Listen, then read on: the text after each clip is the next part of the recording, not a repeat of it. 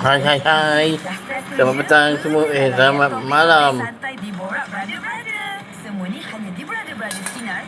Selamat malam semua.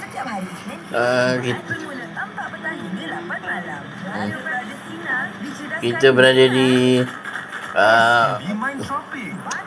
ni Taman Gembira Auto City.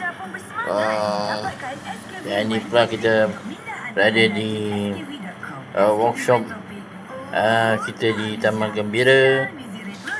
Seperti biasa, ini kita punya kedai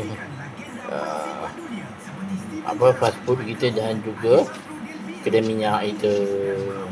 Ini Alam Haiwan hari ni tidak berakhir kerana ada beberapa masalah. Abang Din pergi cuti lah, bagi kasih rehat lah kepada Abang Din. Abang Din selalu bawa haiwan-haiwan ke studio. Hari ni Abang Din cuti lah. Ni kenderaan yang berada di workshop seperti biasa. Mercedes tu. Mercedes dia ada masalah dengan teknik, masalah servis dia tak servis. S90 ni apa, Volvo servis, major servis. Ni semua kereta baru ni yang buat inspection sebelum penyerahan daripada Auto City. Jadi sekarang ni kita dunia RC telah melebarkan sayap bisnes dia, iaitu menjual kenderaan-kenderaan baru. Kali ni kenderaan yang dijual adalah EV pun ada, hybrid dan juga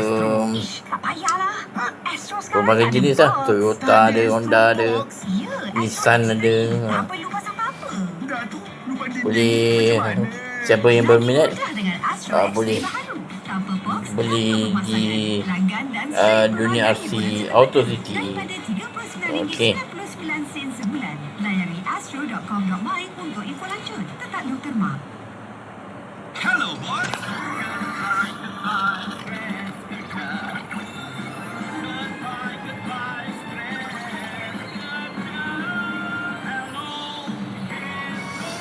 Okey, kita bebas kita mungkin kejap lagi akan sampai daripada Kuala Perlis dan Kuala Terengganu. Okey. Besok mereka akan ke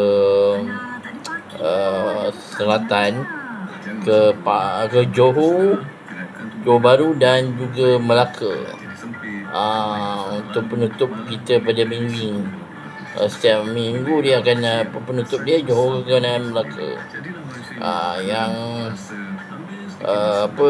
hari Senin akan ke Kota Baru dan juga ke Kelantan. Hari Selasa balik ke sini.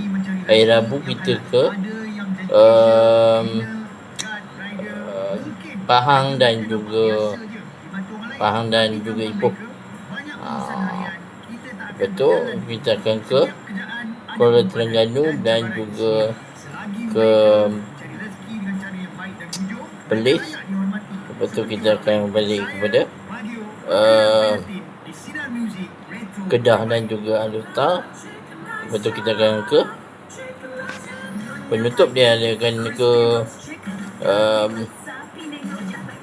Johor dan Melaka. Okey. Itu adalah perjalanan bas kita. Okey. Sekian saja liputan kita pada hari ini. Saya dapati ada dalam diary, ada di Jalan Duta, dia orang ada buat event terhadap transportation. Ah, boleh pergilah sesiapa peminat itu ingin mendalami ilmu automobil, workshop ke, nak cari power, mencari apa kata information, mencari juga spare part ke,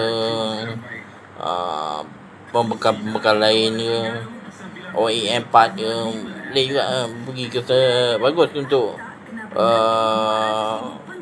bersama-sama di apa di Jalan Duta. Okey, sekian saja liputan kita pada hari ini. Jumpa lagi di esok hari. Bye bye.